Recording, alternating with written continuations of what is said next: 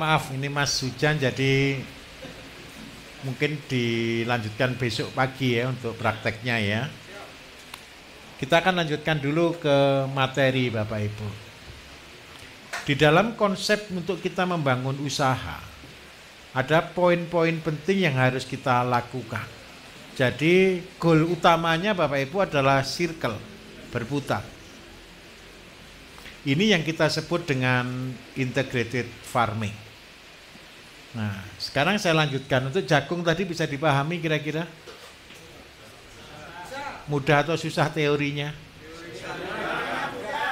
Ya. Yang penting teorinya mudah dulu. Kalau teori aja sudah susah, apalagi praktek.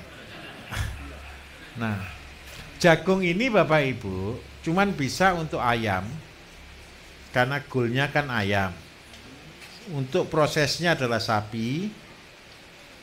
Nah, terus yang ketiga, kalau sudah ada ayam, sapi, berarti kita ada kompos di sini. Pembuatan kompos ya untuk pupuknya. Komposnya namanya kompos horti. Karena apa, ini pergabungan antara sapi dan ayam. Nah, dengan ini saja Bapak Ibu, sebenarnya Bapak Ibu sudah punya satu sistem yang bulat. Satu bit sistem yang sudah berputar. Ketika sudah ada ayam, sudah ada sapi, sudah ada jagung, Bapak Ibu minimal ada 2 pabrik sudah berdiri. Pabrik yang pertama adalah pabrik pupuk, pabrik yang kedua adalah pabrik pakan. Nah, saya minta tolong. Tidak harus Bapak Ibu harus mengerjakan semuanya. Saya ulangi. Konsep saya buat dari apa yang ada itu Bapak Ibu berarti menyesuaikan lokasi. Jangan dipaksakan. Nah, sekarang kita akan belajar yang kedua. Kalau ini untuk lahan kering atau lahan basah kira-kira? Kering. Nah, saya lanjutkan di sini, tidak apa-apa lah, cukup. Kalau lahan kering, berarti Bapak Ibu butuh pengairan enggak untuk jagungnya supaya terus panen? Sangat perlu, karena jagung itu, kalau Bapak Ibu jagung Madura, kalau di Madura itu tingginya cuma segini. Di Madura yang asli. Tetapi, ketika kita tanam di tanah-tanah yang subur, yang airnya bisa, minta maaf, bisa nyiram, bisa secara berkala 2 minggu sekali gitu bisa ngasih air. Tanamannya bukan segini Bapak Ibu, segini 2 meter lebih. Buahnya bukan 1, tenang saja. Buahnya 3. Jadi kalau saya bilang 1 jadi 100, sudah buahnya paling kecil, nanti Bapak Ibu dapat bonus buah yang paling kecil itu di buah ketiga yang paling bawah. Tapi buah yang lain-lain lebih besar dari ini Bapak Ibu. Ini tanggung. Lebih besar dari ini. Jadi 1 sebenarnya bisa masih keluar 600. Totalnya. Nah, tadi ada yang tanya ke saya waktu di luar. Loh Pak, kenapa kok kita pakai jagung hibrida? Betul atau tidak? Dulu masyarakat Indonesia Bapak Ibu selalu mengandalkan jagung lokalnya. Contoh, kalau dataran gunung, dataran tinggi seperti ini, kita kenal dengan jagung putih. Pernah tahu jagung putih? Jagung lokal. Itu yang biasa dipakai untuk nasi jagung. Terus yang kedua, untuk daerah-daerah tertentu kenal dengan jagung ketan. Pernah tahu jagung ketan? Jagung ketan. Terus habis itu untuk daerah Sulawesi, kemarin ada yang dari Maros, dari Sulawesi. Di sana ada jagung pulut. Nah, minta maaf. Indonesia ini sangat kaya dengan plasma nuftahnya. Tetapi, kenapa kok kita jagung lokal kita geser semua? Seringkali orang lihatnya. Coba saya sering tunjukkan. Jagung begini bagus atau enggak Bapak Ibu? Bukan. Kalau dibanding dengan hibrida, jauh. Yang jauh apanya? Yang jauh besarnya. Pernah beli jagung merpati di sini? Pakan merpati, mahal atau murah? Ini tadi jagung merpati Bapak Ibu. Ini jagung ini proteinnya tinggi. Tetapi saya hargai cuma 5.000 kan? Kalau fairnya harganya jagung ini berapa? 8.000 sampai 12.000. Mahal. Nah, saya tunjukkan kenapa kita seringkali terkecoh dengan beli yang hibrida. Alasan utamanya jagungnya besar. Betul ya? Jagungnya besar, buahnya besar. Nah, yang membedakan jagung ini dengan jagung hibrida di mana? Tapi kalau konsep 1 jadi 100 tadi bisa terima enggak? Jadi kalau saya tanam 1 biji keluar 100, kalau 1 kilo berarti keluar 100 kilo, itu hukum. Nah, sekarang apa bedanya dengan hibrida yang besar-besar? Saya mau tanya, pohonnya hibrida besar atau kecil batangnya? Karena dia besar, umurnya lebih lama atau lebih pendek? Lebih lama. Nah, kalau dia besar, berarti jarak tanam bisa rapat atau tidak? Lebih rendah. Kalau standar Bapak Ibu, tanam jagung itu benih 15 kilo sampai 25 kilo. Tapi rata-rata di 15 kilo. Kalau 25 kilo banyak yang mati. Banyak yang kerdil pertumbuhannya. Seandainya 1 kilo ini berisi 4.000 bibit. Berarti kalau 15.000 ketemu berapa Bapak Ibu? 60.000. Kalau seandainya pakai benih 15 kilo. Lah, kalau 15 kilo, ini targetnya dia sebenarnya di angka 10 ton. Tapi realita di lapangan rata-rata di angka 4,8 hingga 8 ton. Ini realita. Bapak Ibu pernah tahu yang di Gorontalo Provinsi Jagung? Kita membuat konsep di sana tahun 2009 ya, 2009-2010. Itu pun kita hanya ketemu di rata-rata ini, padahal semua kita lakukan sudah terbagus di 8 ton. Nah, konsep saya waktu itu di sana adalah setiap hari tanam jagung, setiap hari panen jagung. Itu kita gunakan teori namanya teori Jisamsu 2-3-4. 2 hektar sawah, 3 kali panen 4 ekor sapi. Supaya apa? Supaya semua berputar jadi satu. Nah, waktu itu karena sponsornya aja dari 2-3-4 Bapak Ibu. Makanya kita buatkan program 2-3-4. Nah, tetapi ketika kita gunakan jagung lokal, kita selisih jauh sih. Mereka targetnya itu memang 700. Tapi kenyataannya di angka 4,8, anggap aja sekitar 4 ton, 5 ton lah maksimal. Sedangkan kita, produksi kita itu hanya di 100. Untuk mencapai ke 4 ton Bapak Ibu butuh berapa kali lipat kira-kira? 100 ke 4. 4 kali lipat. Berarti benih kita harus berani taruh di situ di 4 kalinya. Berarti jumlahnya berapa? 240.000. Anggaplah dari 240.000 itu kita bisa capai di angka 160 sampai kalau maksimalnya 240.000. Ini caranya begini Bapak Ibu biar jelas. Kalau tanam jagung hibrida Bapak Ibu, jarak tanamnya itu fairnya begini. Kita jarak di sini kalau hibrida itu sekitar 70 kali 40, tapi diisi 2. Kalau ini fairnya, kalau dengan cara ini benihnya cuma lebih sedikit lagi. Tapi kalau populasinya ketemu berapa? 70 kali 40 dalam 1 hektar. Bisa ngitung enggak? Berarti 10.000 dibagi 0,7 kali 0,4. Berarti ketemu 0,028. Ketemu berapa populasinya Bapak Ibu? Ayo coba 10.000 dibagi 0,028. Berapa? Enggak, pakai kalkulator aja biar enggak salah, Pak.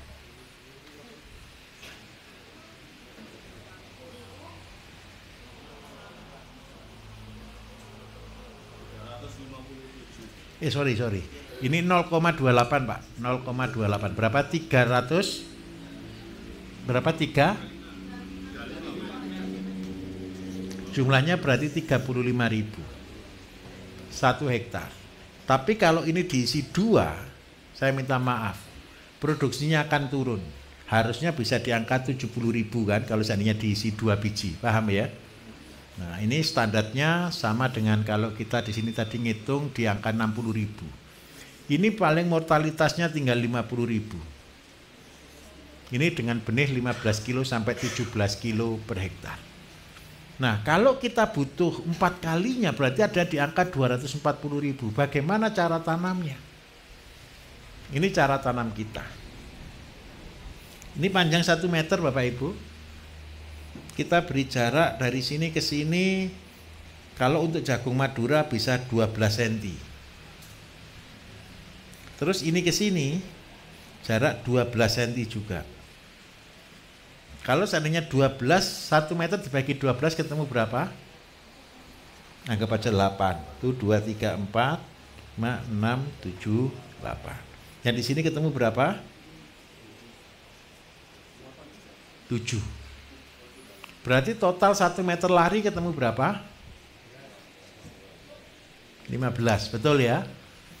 Nah, kalau optimal jarak tanamnya ke sini, ini kan kalau jagung hibrida, ini jarak 1 meter kalau saya. Tapi kalau untuk jagung Madura bisa 70 cm.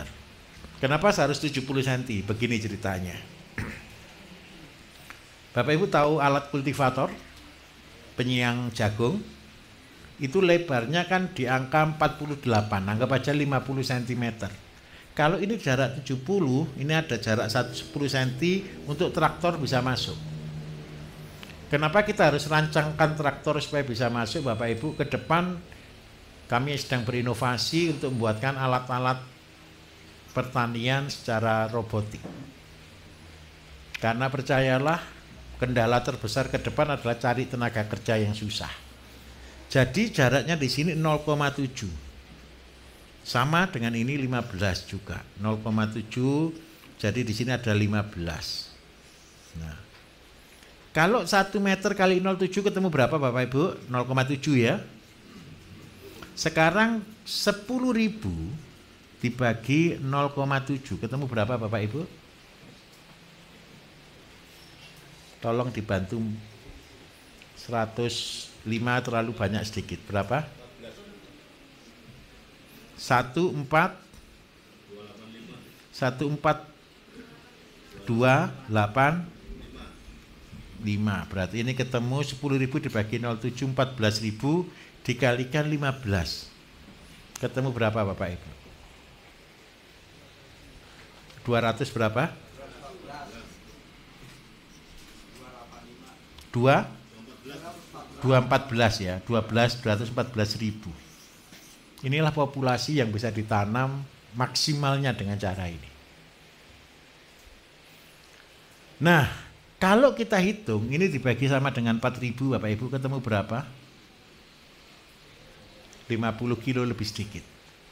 Oke?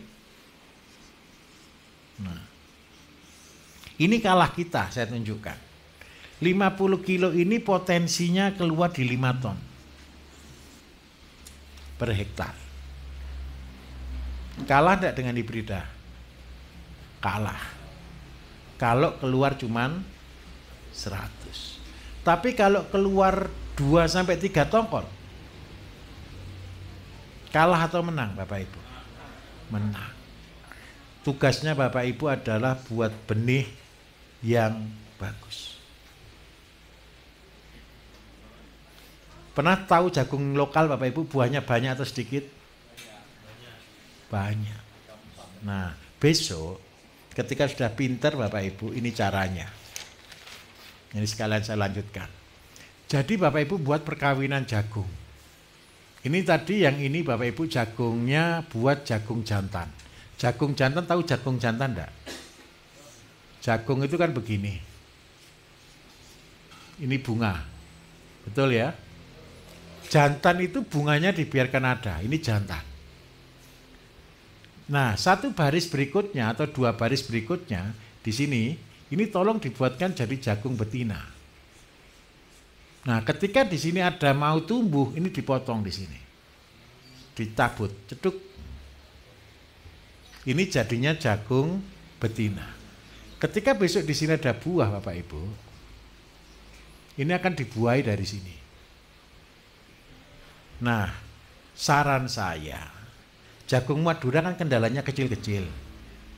Lah, usahakan setelah kita cari jagung terbagus, carikan jagung lokal yang lain yang bisa untuk menjadi pejantannya. Sehingga apa? Besok Bapak Ibu ini jadi induk ini. Ini jadi induk. Lah ketika induk ini diturunkan, seandainya ini A dan B, maka ketemu namanya AB. Betul ya? Tanamannya ketemu AB. Tolong, ini diambil lagi. Dikembangkan lagi untuk bibit. Kawinkan lagi dengan jagung lokal, Bapak Ibu. Sehingga di sini AB dikawinkan lagi dengan A. Maka hasilnya ada ABA. Nah, ini yang akan terjadi. Nah, inilah keluar namanya hibrida.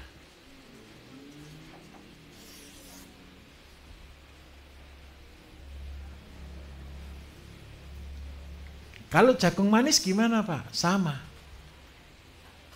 Tahu jagung manis Bapak Ibu? Jagung pulut tahu? Jagung ketan tahu?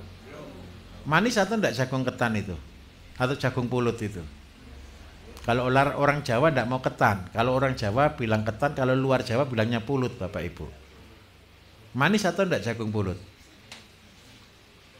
Enak, lumer. Betul kan? Nah, orang sering kendala, kalau Pak saya jagung manis itu benihnya mahal dan selalu hibrida. Nah, tugasnya Bapak Ibu buat seperti ini. Yang ini adalah jagung manis, yang ini buat jagung pulut. Keluar AB, anaknya kawinkan lagi, maka jadinya jagung manis pulut.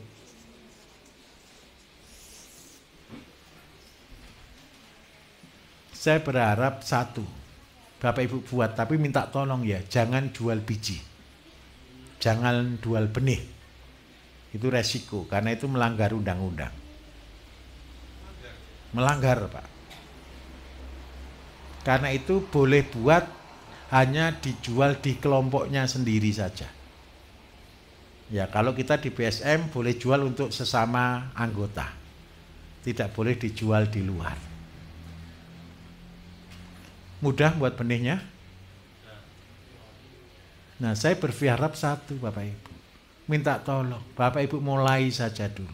Cari yang paling gampang dulu. Setelah gampang, mulai main-main. Main-main itu penelitian namanya Bapak Ibu. Mimpi saya ke depan, anak-anaknya Bapak Ibu akan menjadi profesor-profesornya jagung di sini.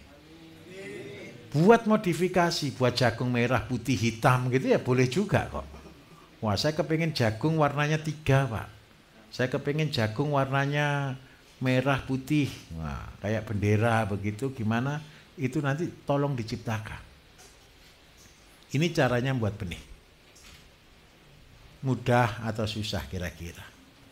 Kalau di sini Bapak Ibu, ini sudah tidak bisa ditanam lagi. Kalau ini ditanam, hasilnya bisa jadi A, bisa jadi B, atau yang AB. Yang bisa disebut jagung komposit Bapak Ibu yang ini. Paling bereset jadi B atau jadi A, sudah itu aja. Syukur-syukur bisa jadi AB. Kalau hibrida Bapak Ibu tanam, itu jumlahnya jauh. Karena yang satu berbuah banyak, yang satu berbuah besar. Nah, nanti merencengnya di situ. Terus yang kedua rata-rata tahu bogang enggak? Enggak full. Nah, kalau ini sesama lokal Bapak Ibu, insya Allah ini kelebihannya jagung lokal. Saya tunjukkan ya. Ini kan jagung kecil, penuh enggak isinya? Penuh. Jadi carilah jagung lokal yang penuh-penuh. Ketika ini dikawinkan perkara besar. Tapi saya menghibur dirinya di sini. Kalau program ini paling jelek kan saya janji 100. Paham maksud saya? Kalau seandainya ini nanti jadinya besar, itu rezekinya Bapak Ibu. Konsep saya di dalam berbisnis Bapak Ibu, cari titik terendah. Supaya kalau kita jatuh tidak sakit. Tahu maksud saya ya? Ekspektasinya cari yang terendah. Supaya apa? Kalau jatuh tidak menderita. Nah, kalau saya dikasih 100, nanti keluar 3 saja sudah 300. Tapi ini tidak berani saya janjikan. Yang saya janjikan 1 biji keluar 100 biji. Nah, dengan cara inilah kita akan bisa memproduksi jagung di angka 7 hingga 10 ton per hektar. Lupa kalah dengan Cina, biar anaknya Bapak Ibu nanti yang kembangkan sampai ke sana. Yang penting Bapak Ibu berhasil dulu saja. Ngerti maksud saya? Banyak orang menggoda saya, Pak buat benih gitu. Terlalu resiko kalau saya yang buat. Tetapi kalau Bapak Ibu yang buat tidak ada resiko apa-apa. Tahu maksud saya? Kalau saya yang buat benih, pasti banyak yang marah. Makanya saya komitmen tidak akan jual benih. Yang jual benih nanti Bapak Ibu sekalian ya, minta tolong. Buatkan benih untuk generasi ke depan. Ini caranya. Mudah atau susah caranya? Jangan besar-besar, main-main saja. Main-main saja. Tapi minta tolong ya, kalau buat benih di close ya. Di close itu artinya ditutup atau di areal yang tidak ada jagung yang lain. Karena jagung itu masih bisa terbang sampai 100 meter Bapak Ibu. Yang lakinya itu. Tergantung arah mata angin. Jadi kalau selama kita membuat benih, itu harus terisolasi, tidak ada benih yang lain. Nah, ilmu benih ini Bapak Ibu adalah ilmu tertinggi di dalam semua pertanian. Kalau kita sudah bisa buat benih, mandiri benih, maka betul-betul Bapak Ibu akan menjadi profesor-profesor semua ini. Coba bayangkan ya anak-anak kita besok pinter-pinter gitu, saya mimpikan hal itu Bapak Ibu. Nah, banyak orang selalu berpikir tergantung ke benih. Nggak bisa kalau nggak beli dari pabrik. Itu artinya minta maaf. Itu pembodohan. Tujuannya apa? Tergantung. Lah kalau sudah tergantung, kita tidak akan pernah bisa jadi orang besar. Kita tidak akan pernah jadi orang sukses. Bisa dipahami di sini? Tadi Bapak Ibu sudah harusnya belajar di 7 macam pupuk, pembuatan pakan dan sebagainya. Ketika Bapak Ibu belajar 7 macam pupuk, Bapak Ibu sudah orang merdeka. Kenapa saya katakan jadi orang merdeka? Kurang apa lagi kalau di pertanian? Bisa membuat pupuk, bisa membuat benih, selesai tidak masalahnya petani? Selesai. Tinggal yang selesai habis itu adalah tentang pasar, tentang penjualan. Nah, di penjualan Bapak Ibu, ini yang paling penting. Enak mana jual jagung atau jual ayam? Ayam sama jagung lebih stabil mana harganya? Ayam. Kalau jagung itu untuk membuat 1 kilo ayam butuh 4 kilo jagung. Tetapi harganya jagung seandainya harganya 5.000, maka jatuhnya biaya ayam berapa untuk pakan? 20.000. Tapi percayalah, ayam kampung tetap harganya 40.000. Betul atau tidak kira-kira? Lebih mahal bisa, tapi kalau standarnya di 40.000. Jadi kalau kita ngitung di 40.000, separuh adalah biaya pakan. Tapi masalahnya satu, pakannya kan gratis sebenarnya. Betul atau tidak di sini? Nah, satu siklus ini, keberhasilan satu, tinggal Bapak Ibu multifikasi. Kembangkan. Yang saya sebut dengan teori gara-gara. Untuk orang menjadi kaya Bapak Ibu sulit. Siapa yang sudah kepengen jadi orang kaya bertahun-tahun? Saya jamin sulit untuk jadi orang kaya. Kenapa sulit? Banyak masalahnya. Karena itu ketika saya juga pernah kepengen jadi orang kaya Bapak Ibu. Waktu itu saya butuh uang cukup banyak. Saya butuh uang 12,5 miliar. Itu masih SMP.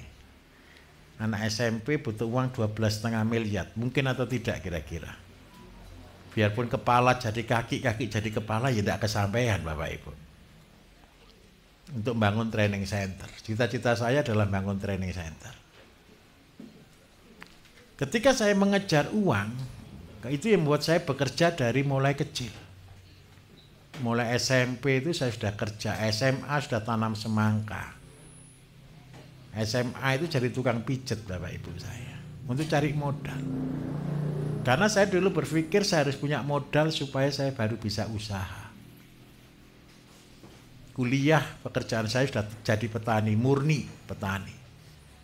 Saya sewa lahan itu total bisa 5 hektar.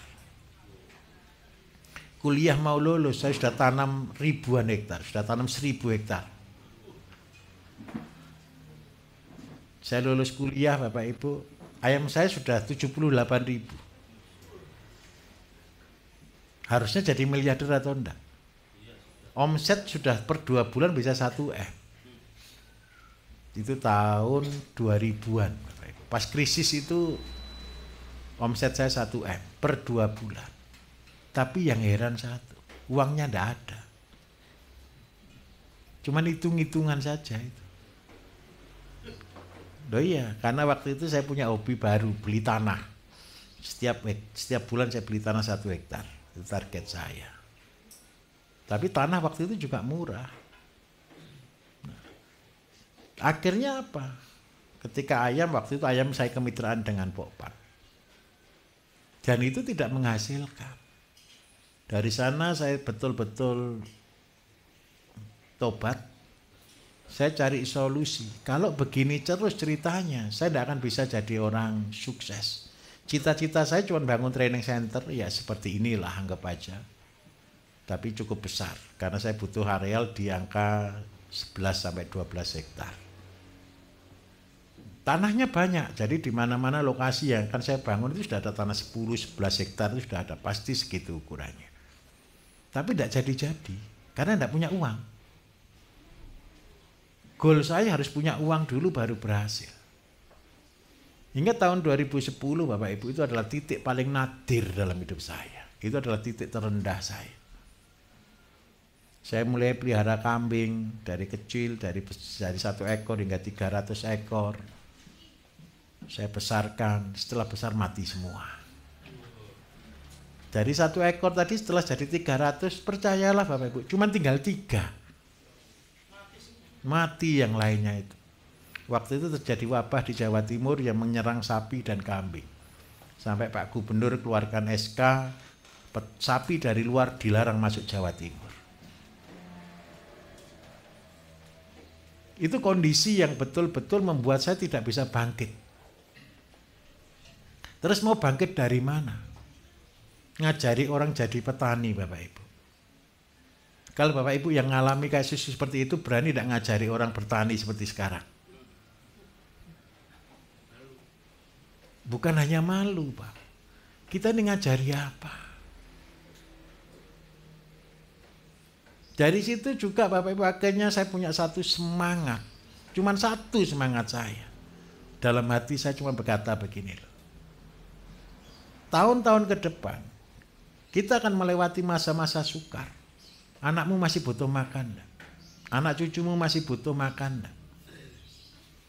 Itu adalah tonggak satu-satunya yang saya pegang. Saya tetap mau menjadi petani. Dari 3 ekor kambing saya Bapak Ibu saya sudah tidak fokus lagi. Hidup terserah, mati terserah. Karena apa? Saya sudah kehilangan passion. Waktu itu Bapak Ibu saya sudah ngajar orang tentang pertanian. Tapi bukan dengan cara full organik. Tahun 2010 adalah titik di mana saya betul-betul tobat. Mulai hari itu saya betul-betul hanya bisa berdoa. Saya hanya bisa sujud, saya hanya bisa berdoa. Hingga suatu hari, karena saking frustasinya Bapak Ibu, betul-betul frustasi saya waktu itu. Teman tidur saya itu ngamuk terus tiap hari. Betul atau tidak kira-kira? Ngomong integrated farm terus gitu. Benar. Rumah saja tuh isinya Bapak Ibu sampah. Saya nampung air leri itu bisa 4-5 ton di rumah. Pabrik pupuk pertama kali saya kamar mandi. Itu yang membuat saya betul-betul terbeban. Sudah kayak gitu, pelihara kambing mati lagi. Mau ngomong apa? Tidak ada alasan satupun Bapak Ibu untuk saya berani berkata. Dari sana saya betul-betul sudah menyerah. Cita-cita untuk membangun training center itu saya hapus. Kenapa saya hapus? Saya berkata begini ketika dalam doa, siapa yang mau saya ajak mati? Jelas rugi kok. Bapak Ibu lihat YouTube saya kan kelihatan bagusnya saja kan? Kelihatannya berhasilnya saja kan? Padahal itu saya bangun dari kehancuran saya. Akhirnya Bapak Ibu saya sudah putus asa, saya sudah nyerah deh. Tapi hati ini cuma satu tadi semangatnya. Anak-anakmu loh besok masih makan. Kalau kamu tidak mau bangkit jadi petani, siapa yang mau bangkit? Terus yang kedua, saya juga membela diri. Lah wong saya aja bertani, kambing aja mati semua. Itu paling menyakitkan. Hingga suatu hari, saya terus terang ya ini pribadi saya. Ketika saya betul-betul sudah berdoa, ada bisikan dalam hati saya, cuman berkata begini, apakah kalau kamu punya uang 12,5 miliar, pekerjaanmu selesai, visimu tercapai untuk membangun pertanian Indonesia? Saya katakan tidak. Saya baru sadar waktu itu. Tahu-tahu ada semangat baru Bapak Ibu yang ada dalam hati saya, langsung saya katakan, mulai hari ini, saya tidak mau berdoa minta uang lagi. Tapi perjanjian. Tolong pegang tangan saya. Saya akan terus melangkah, saya akan terus melakukan pekerjaan untuk ngajar jadi petani. Tapi tolong pegang tangan saya. Kalau saya gagal, ayo gagal sama-sama. Kalau mati, mati sama-sama. Waktu itu adalah titik terhancur ekonomi saya. Untuk makan aja tidak bisa. Coba bayangkan Bapak Ibu, makan saja lo tidak bisa. Karena itu istri saya ngamuk tiap hari. Sangat sakit dengan kata integrated farming. Terus akhirnya Bapak Ibu, ini yang paling konyol dalam hidup saya. Saya meyakini Gusti Allah itu ada. Setuju?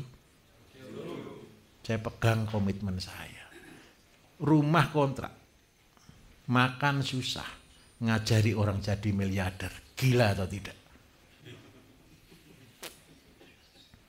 Loh, saya minta tolong, kalau Bapak Ibu dengar, makan aja susah, rumah kontrak, ngajari orang jadi miliarder, gila atau bukan? Orang gila. Keluarga besar saya, kamu itu stres. Tapi saya yakini satu, Gusti Allah Bapak Ibu tidak pernah bohong. Saya cuma pegang janjinya, saya pegang tangan saya. Mulai hari itu Bapak Ibu percayalah, tidak ada lagi kata gagal. Saya bangun training center pertama di kota Bapak Ibu, cuma modal 5 juta. Saya bilang ke tukang saya, kalau modal 5 juta ini habis, kita stop. Berarti yang malu siapa? Gusti Allah. Percayalah, dengan modal 5 juta itu tidak sampai 1 tahun. Training center saya pertama berdiri. Tempatnya tidak terlalu besar. Konsep 1005 itu saya buat Bapak Ibu, karena tanah saya cuma 1250. Yang 250 saya jadikan training center 2 lantai, yang 1000 meter saya pelihara itu semua. Dan itulah muncul konsep 1005. Ketika training center itu berdiri, waktunya terima murid kan. Waktunya terima murid itu hati saya ini, iman saya ini goncang Bapak Ibu. Saya ini ngajak orang masuk mati semua ini. Betul enggak kira-kira? Pengalaman pahit semua yang dalam hidup saya. 18 kali saya gagal di sektor pertanian. Akhirnya Bapak Ibu, pas waktu itu ada wisuda, depan saya itu kampus persis. wasidah untuk bidan. Jadi banyak orang cari kos-kosan. Saya mencoba mengolor waktu. Jadikan kos-kosan dulu saja. Lumayan kan gitu kan. Akhirnya tempat saya jadikan kos-kosan Bapak Ibu. Ini sudah istimewa, tempat pelatihan kita itu full AC, semua sudah istimewa Bapak Ibu. Saya buat kos-kosan, yang keren satu. Yang kos itu cuma 1 bulanan rata-rata. Minggu pertama, semua WC mampet. Karena softtek masuk ke tempat ke kamar ke kloset. Jadi saya baru nyadari, ternyata bisnis kos-kosan itu juga menyakitkan hati. Akhirnya selesai sudah, saya tidak berani buat kos-kosan lagi. Itu saya kayak lari, kayak kalau Bapak Ibu mau dengar ceritanya Nabi Nuh itu, ya sama. Saya kepengen lari, saya kepengen kabur dari tanggung jawab. Tapi akhirnya saya bulatkan tekad, saya harus melangkah. Saya tidak buka pendaftaran. Waktu itu belum ada sosial media Bapak Ibu. Saya cuma kalau ada murid datang, alhamdulillah. Kalau tidak ada murid datang, lebih bahagia. Ternyata datang murid 12 orang. Termasuk Pak KB itu. Itu angkatan pertama. Percayalah Bapak Ibu. Murid datang itu materi belum ada. Kenapa kok materi belum ada? Saya bingung mau ngajar apa. 10 menit sebelum saya ngajar sendiri selama 3 hari. Ya seperti Bapak Ibu begini. 10 menit saya mau ngajar baru saya ngetik. Setelah saya ngetik jadi materi. Yang hebat satu. Materi itu seperti kitab Bapak Ibu. Tidak pernah berubah hingga hari ini. Yang Bapak Ibu pelajari ini saya buat tahun 2013. Pelatihan juga sama di bulan September. Nah, dari sana saya baru belajar. Waktu ngajar pertama deg-degan Bapak Ibu. Saya katakan jujur ke mereka. Ayo kita jihad sama-sama. Ayo kita mati sama-sama untuk Indonesia. Tapi percayalah, semenjak kelas hari itu saya buka, tidak berhenti sampai tahun 2018. Setiap minggu ada pelatihan. Dari mana-mana. Makanya yang heran satu, yang ngirim siapa? Setuju atau tidak? Akhirnya dari sana ilmu terus berkembang. Sampai hari ini ilmu itu terus berkembang. Pak KP sendiri ngajar hingga tahun 2018 gara-gara COVID kita selesai. COVID kan disuruh istirahat itu 3 tahun. Selesai COVID kita dengan kementerian lagi. Nah, Bapak Ibu saya minta tolong. Ini bukan program biasa. Ini bukan program ecek-ecek. Tapi ini adalah program yang luar biasa. Untuk apa? Penyelamatan generasi. Bangsa kita tadi, kita sedang dibodohkan luar biasa. Kita dibuat seperti bayi. Pupuk harus minta, semua harus beli, bibit harus beli, semua harus tergantung. Itulah yang membuat kita tidak bisa mandiri. Karena itu saya minta tolong, ayo mandiri. Saya mulai semua dari kecil. Saya mulai semua dari nol. Kalau Bapak Ibu sudah di sini datang kan tidak ada yang susah makan kan? Saya membangun visi ini ketika saya tidak bisa makan. Sungguhan Bapak Ibu. Tapi yang heran satu, mulai hari itu seluruh Indonesia selesai. Saya selesai Indonesia total 2018. Seluruh Indonesia. Saya sudah kelilingi, saya sudah bangun beberapa tempat, hampir di setiap provinsi ada. Uang dari mana? Kalau bukan dari Allah sendiri. Nah, saya minta tolong. Kalau Bapak Ibu mau, saya sudah melewatinya. Saya sudah mengerjakannya. Saya minta tolong, step by step tolong diikuti. Kendala berat, masalah berat. Jangan dipikir bertani itu gampang. Orang tua saya itu kritis Bapak Ibu. Orang tua saya sama Pak, sebagai mantri kesehatan, perawat. Saya sarjana ekonomi. Sapi saya karena saya tidak bisa taruh di kota, saya taruh titip di rumah orang tua. Percayalah Bapak Ibu, setiap hari itu omelan yang saya terima. Kamu itu sarjana ekonomi, tidak bisa berhitung, bayangkan. Berani tidak saya jawab orang tua, ini loh perintahnya Allah, gitu berani tidak kira-kira? Tidak berani Bapak Ibu, cuma tinggal diem. Ya sudah disalahkan ya diem gitu aja. Kalau saya mood tidak bagus, telepon ya tidak tak angkat gitu aja. Akhirnya satu.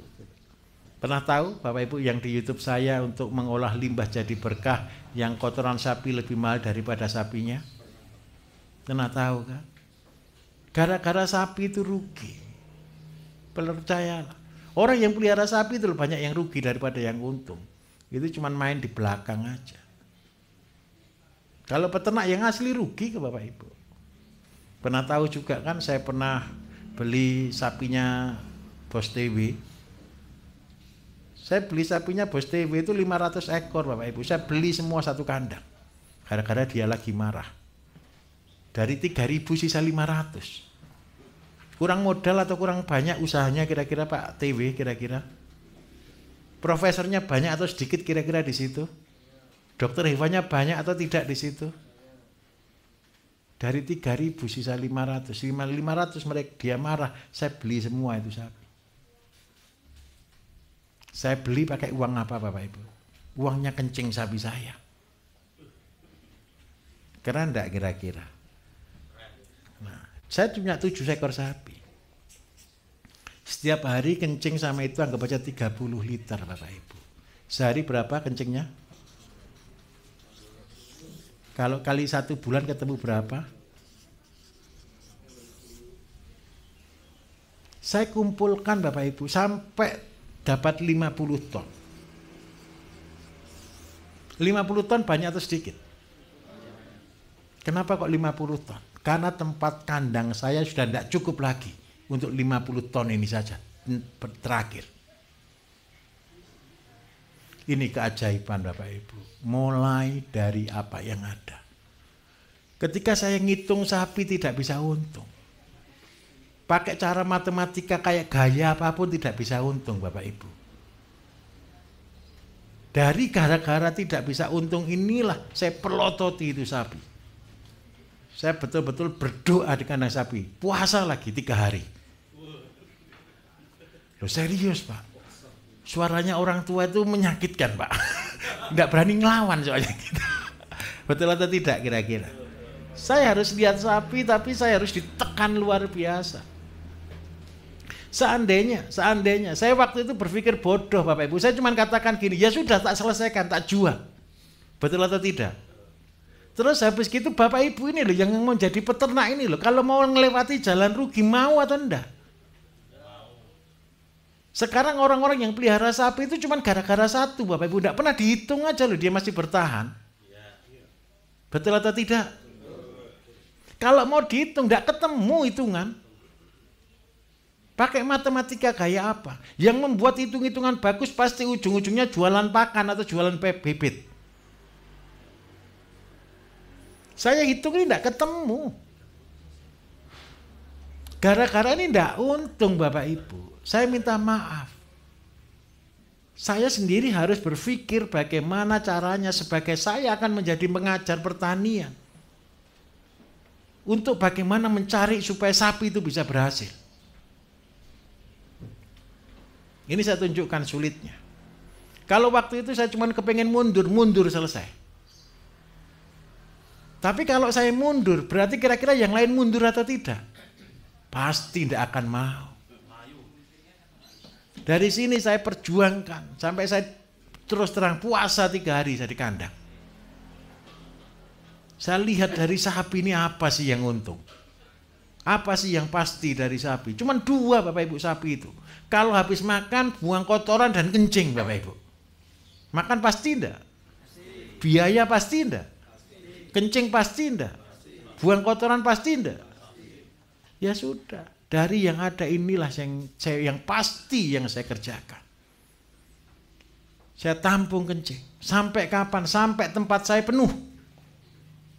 Saya coba jual. Gimana Pak? Cari blong-blong gini putih-putih gini nih Pak. Saya ini kan pemulung Pak saya ini Pak. Jadi isinya tempat sampah semua. Ini juga wortel-wortel yang rusak-rusak, yang murah-murah itu yang saya beli. Gara-gara harga wortel hancur, petani tidak bisa jual, ya saya tampung. Semampu saya bisa tampung.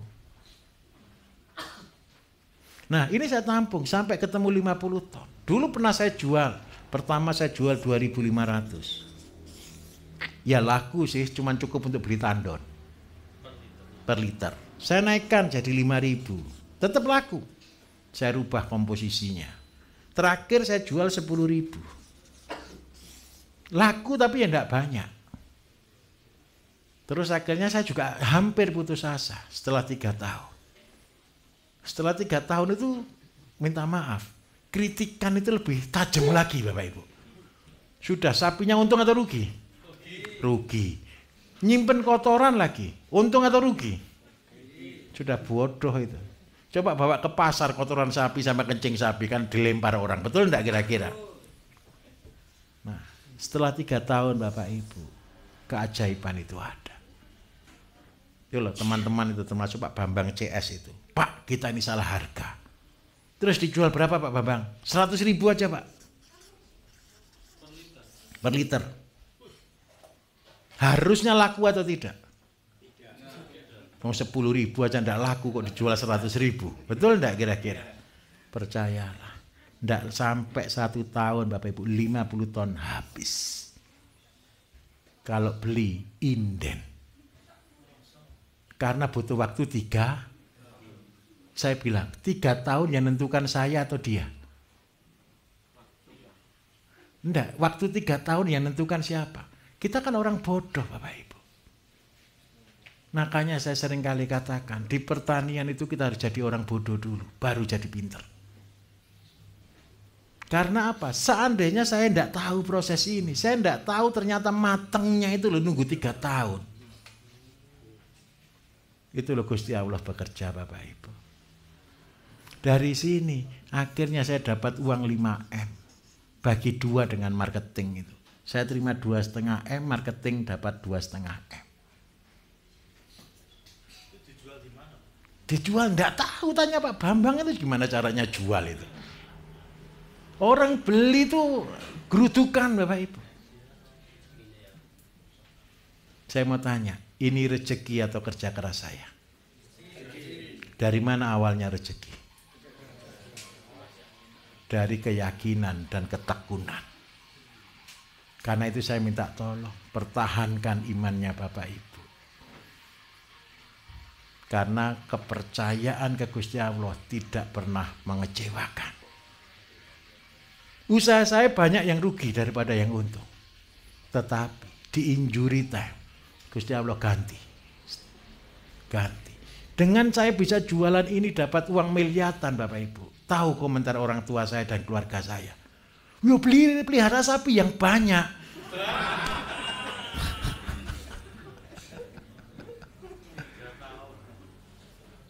Modal rugi saya paling cuma 300 juta, diganti 2,5 miliar. Dan akhirnya jadi apa? Jadi pabrik. Betul atau tidak? Saya minta tolong, bukan berapa besar, tapi berapa kita tekun melakukan. Setuju atau tidak? Ini bukan cerita bohong Bapak Ibu. Gara-gara ini sapi saya jadi 400 ekor. 500 ekor dari beli itu sebagian saya pilih yang saya jual, akhirnya sisa 400. Orang bilang, kok kaya punya 400 ekor? Padahal jual apanya? Kencingnya. Nah, dari sinilah saya mau katakan, sekarang 7 ini sudah jadi 40 Pak, karena dia beranak. Yang jantan saya jual, yang betina saya pelihara. Kenapa saya harus mempertahankan yang betina Bapak Ibu? Kita ini kekurangan sapi. Indonesia ini impor daging itu 1 juta ton lebih setiap tahun. Terus yang kedua, di luar negeri pun sama. Kasus untuk pelihara sapi itu juga berat, tambah lama tambah berat. Akhirnya apa yang terjadi? Teknologi modern, Sekarang sudah mulai aneh-aneh, buat daging palsu. Betul atau tidak? Sekarang daging printing Bapak Ibu. Terus kita mau jadi apa? Jadi saya minta tolong, peliharalah sapi, kalau boleh sapi yang betina. Supaya apa? Di Indonesia masih ada sapi. Kalau hitung-hitungan jelas rugi, karena jelas rugi itulah saya meneliti. Saya minta maaf, saya pernah marah-marah sama profesor-profesor di Indonesia. Mereka yang penelitian habis miliaran, habis triliunan itu untuk apa? Kalau saya marah dengan mereka satu Bapak Ibu. Dengan dosen, dengan profesor-profesor pertanian, peternakan. Kalau mereka tahu pelihara sapi itu bisa untung, harusnya mereka punya sapi atau tidak? Harusnya. Harusnya mereka bisnis sapi, bisnis pertanian atau tidak?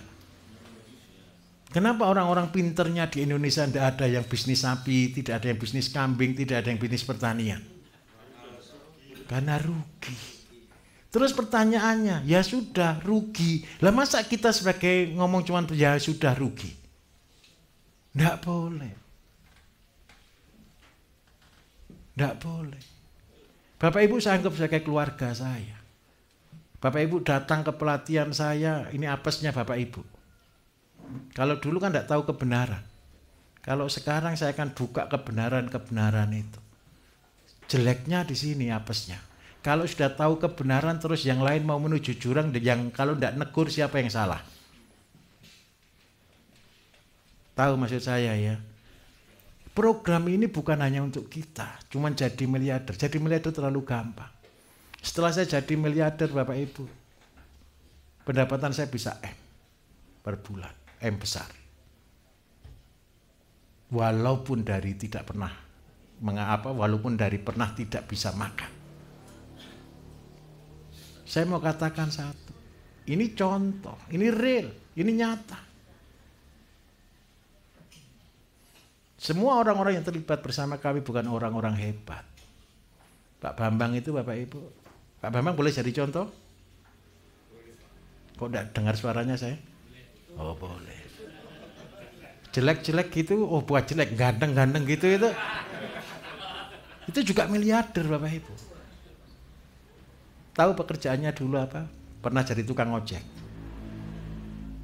Pernah jadi tukang aspal jalan. Terakhir ikut saya, tukang potong rambut. Loh serius. Pak Bambang jadi miliarder tidak sampai 3 tahun mungkin. Ya Pak ya? Udah benar. Karena itu tidak. Semua orang bisa punya potensi yang sama. Asalkan mau. Bapak Ibu mau enggak? Saya minta tolong. Maunya bukan cita-cita jadi miliarder. Maunya jadilah pionir.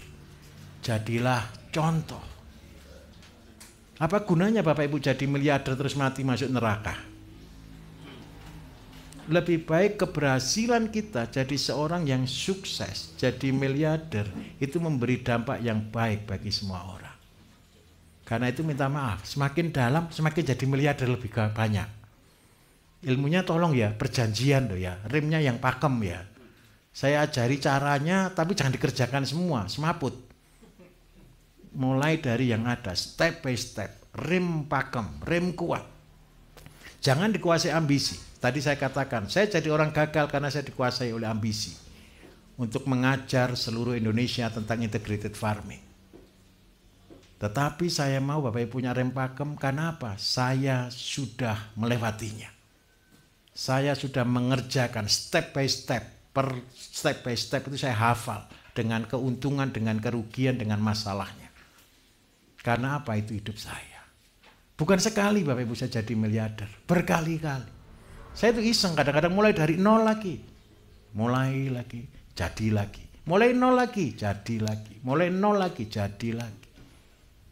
Karena apa? Teori kami mengatakan terpaksa jadi kaya. Orang yang mengejar kekayaan seperti ngejar fata morgana. Tetapi orang yang berjalan dalam kebenaran dan ketekunan, kekayaan itu akan datang ke kita dengan sendirinya. Setuju enggak kira-kira? Bapak Ibu ketika ngerjakan 3 kali 3, apakah itu bisa membuat orang jadi kaya? Tidak. Tapi minta maaf. Apa yang Bapak Ibu dapatkan di sini? Ilmu. Ketika Bapak Ibu punya penghasilan, Bapak Ibu punya yang namanya pengalaman. Pengalaman apa Bapak Ibu? Teori kami di dalam bisnis disebut dengan teori sumber air. Teori mata air. Apa yang saya maksud dengan teori mata air? Bapak Ibu pernah tahu sumber air? Sumber air itu besar atau kecil? Hanya cukup kan? Hanya cukup. Tapi kalau namanya sumber, itu mengalir terus atau tidak? Apa bedanya sumber dengan bendungan? Atau anggaplah embung. Apa bedanya? Sumber itu terus mengalir, tapi kalau embung bisa habis. Bapak Ibu senang mana? Punya deposito yang banyak atau punya sumber air? Saya minta maaf, rezeki dari Allah Bapak Ibu tidak pernah besar. Rezeki itu hanya cukup. Setuju enggak?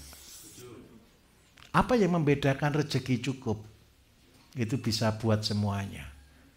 Saya minta maaf, rezekinya hanya cukup. Berarti ketika ini kita potong, berarti hidup kita jadi prihatin. Betul enggak? Karena apa? Saya ambil 10%, saya mulai belajar investasi. Saya mulai tanam, usaha. Ayam itu anggap aja usaha, tapi minta tolong, jangan mengganggu uang dalam. Prihatin, harusnya uang kita habiskan, kita mulai pelihara ayam. Terus habis gitu yang kedua 1, sampai ini berhasil dulu. Setelah ini berhasil bisa ada kambing di sini. Dari kambing kita akannya kombinasi, terpaksa punya pabrik. Akhirnya dengan ada 3 sistem ini yang tadi kita hanya support dari uang dalam. Sekarang mereka bisa mandiri, betul atau tidak? Tolong hasilnya yang berputar awal inilah kita kembangkan. Dan ini akhirnya jadi sungai. Inilah yang saya sebut teori terpaksa jadi kaya. Nanti kalau Bapak Ibu ketemu orang banyak bilang begini ya, saya tidak kepingin jadi orang kaya. Saya cuma kepingin cukup-cukup saja. Orangnya marah nanti. Loh kamu kan sekarang kaya. Loh saya tidak kepingin jadi kaya. Lah sekarang kok tetap kaya? Ya terpaksa saja jadi kaya. Mau terpaksa jadi kaya? Goalnya 1, cukup. Supaya bisa berkata syukur alhamdulillah. Supaya kita tetap mawas siapa kita. Saya Bapak Ibu lulus dalam hal ini. Mulai saya tidak bisa makan penampilan saya begini, saya jadi miliarder penampilan saya juga begini. Karena apa? Semua hanya titipan. Setuju atau enggak? Yang enggak enak lagi 1. Kepada yang punya banyak akan dituntut lebih. Betul atau tidak? Karena titipan. Jadi, ya contoh Bapak Ibu, contoh sekali. Buat pelatihan sampai peserta 2.000 orang, terus antri itu hebat atau enggak? Hebat. Padahal saya dengan Pak Bambang itu cuma bergurau. Pusingnya minta ampun Bapak Ibu. Belum istirahat kita setahun ini Bapak Ibu. Itu Pak Bambang kemarin ngeluh, Pak kapan kita istirahat? Ya nanti tunggu waktunya. Siapa yang menggerakkan? Bukan kami. Tapi Allah, Gusti Allah Bapak Ibu yang menggerakkan semuanya untuk bersama-sama. Nah sekarang saya akan lanjutkan. Sumber air yang kita bangun inilah yang harus terus bergerak. Awalnya cuma 10 ayam, akhirnya kita tanam jagung. Gara-gara punya pakan terpaksa punya sapi. Supaya jagungnya awet berputar, berarti kita buat kolam. Betul enggak kira-kira? Kita punya tanah 1 hektar. Seandainya. Kita buat kolam berarti berapa Bapak Ibu rumus saya? 1/3. Berarti 3.300. 3.300 ini kita potong lagi untuk kolam asola. Betul enggak? Sepertiganya. Berarti anggap aja 1000 meter. Nah, dengan gara-gara kita punya ikan, tujuannya ini kolam untuk apa Bapak Ibu? Sebentar, tujuan kolam tadi untuk pengairan kan? Pelihara ikan atau pengairan tujuannya? Pengairan. Jadi sebenarnya gara-gara kita butuh air, kita kasih pengairan. Karena jelas daerah begini ini daerah kering. Berarti kita punya kolam anggap aja di 2.300, betul ya? 2.000 aja deh gampang, betul ya Bapak Ibu ya? Karena kolamnya begini, kita buat dalam minimal 2 meter. Tujuannya apa? Supaya air tertahan di angka 1,5 meter. Ketika kita ngambil airnya, nanti masih tetap ada sisa 70 cm di bawah. Nah, kalau ini begini Bapak Ibu, berarti kolam kita isinya berapa kubik? 4.000 meter kubik. Anggap deh yang bisa diisi ikan cuma separuh, tinggal 2.000 meter kubik. Kalau seandainya saya isi gurami 10 ekor per meter kubik, berarti ketemu gurami berapa Bapak Ibu? 20.000. Anggap deh kita bagi 2. 1 kilo isi 2 setahun. Gitu ya, karena ada yang mati kan, ada yang lebih. Berarti ketemu berapa ton? Kalau seandainya kali harga gurami 30.000, berarti kita dapat bonus berapa? 300. Cukup enggak 300 juta untuk membuat kolamnya? Sudah lebih dari cukup. Nah, Bapak Ibu dapat bonus segini padahal tanah 1 hektar itu loh. Kalau cuma cara biasa, bisa enggak dapat uang 10 juta per bulan? Gimana Pak? Berat kan? Sulit kan? Ya enggak mungkin juga. Coba ditanami jagung. Bisa enggak dapat 10 juta per bulan? Enggak bisa. Paham maksud saya? Jadi yang membuat kita berhasil itu Bapak Ibu, kita buat sistem mata rantai. Semakin panjang mata rantainya, semakin besar pendapatannya. Dan inilah yang disebut dengan organik. Organik itu kehidupan. Organik itu kehidupan. Organik itu bukan bisnis. Karena apa? Kita punya apapun, ketika kita membuat sistem seperti ini, kita akan terpaksa saja. Karena yang kita gunakan hanya limbah saja. Setuju atau tidak? Nah, karena kita sudah punya kolam, berarti kolam ini Bapak Ibu perlu makanan. Selain asola, asola tidak ada karbohidratnya. Karbohidratnya kita ambilkan dari mana? Kita ambilkan namanya bebek. Satu-satunya makanan ikan yang dari ternak Bapak Ibu adalah dari bebek dan mentok. Karena kakinya ada siripnya. Kalau coba Bapak Ibu kasih kotoran ayam, mabuk ini ikan. Tapi kalau dikasih kotoran bebek ini luar biasa. Seandainya 1 meter persegi itu kita isi 1 ekor bebek, berarti ada bebek berapa di sini? 2.000. Tujuannya bebek apa di sini Bapak Ibu? Bebek itu adalah tabung fermentasi. Kasih singkong, kasih dedak, kasih asola, kasih makanan, memasukkan mulutnya bebek, disimpan situ selama 12 jam, besok cerot sudah. Betul enggak? Ini fermentasi atau bukan? Fermentasi. Yang keluar jadi pakan. Tadi Bapak Ibu kan buat pakan nih, betul kan? Ditimba kan? Lah timbanya itu ganti, namanya perutnya bebek. Berarti bebeknya modal atau tidak? Modal kan? Terus sekarang saya tanya, yang kita kasih makan ini bebeknya atau ikannya? Wah bingung ini. Yang kita kasih makan itu ikannya, numpang di mulutnya bebek. Seandainya kita gunakan bebek pembesaran 2.000, anggap aja waktunya 2 bulan. Ini kan sudah bonus Bapak Ibu. Betul atau tidak kira-kira? Bonusnya apa? Seandainya bebek harga sama deh, harga 40.000. Kalau kali 2.000 berapa? 80 kan? Kalau 1 tahun berarti berapa? 6 kali kan? 100? 400? Ini bonus atau bukan? Bonus. Tujuannya tadi apa? Ngasih makan ikan numpang lewat mulutnya bebek. Terus hasil bonusnya apa kalau sudah begini? Bukan itu saja. Kalau lebih kreatif, dari kolam tadi ada lumpurnya enggak ini kotoran bebek di sini? Tolong dijadikan pupuk. Kalau seandainya Bapak Ibu lebih pelit lagi, sebelum jadi pupuk saya pelihara cacing, Pak.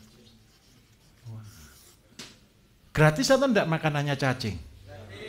Gratis. Cacingnya untuk apa? Makan ikan dan makan bebek. Ampasnya untuk apa? Pupuk jagung. Muter terus seperti dunia yang berputar.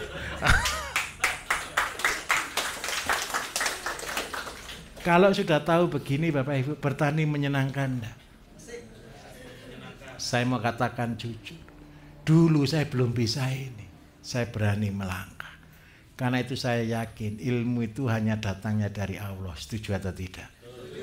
Karena itu saya bagi-bagikan. Saya minta tolong, Bapak Ibu besok jangan pelit ilmu ya. Ajarkan ke semua orang. Karena ilmu saya gratis, biarpun Bapak Ibu bayar 1 juta di sini saya anggap gratis. Setuju atau tidak? Setuju. Saya minta tolong diajarkan juga ke yang lain. Oke, kita akan istirahat dulu, kita akan break Bapak Ibu. Saya minta tolong ya, habis ini tidur barang 10,5 jam. Tidur jangan di sini, tidur di penginapan masing-masing. Nanti kita akan kumpul 6:30 terus kita makan sama-sama, jam 7 kita akan mulai kelas lagi. Terima kasih banyak. Bebas. Loh, jangan 1 hektar dulu dong. Oh, kalau sudah sampai situ nyewa boleh Pak.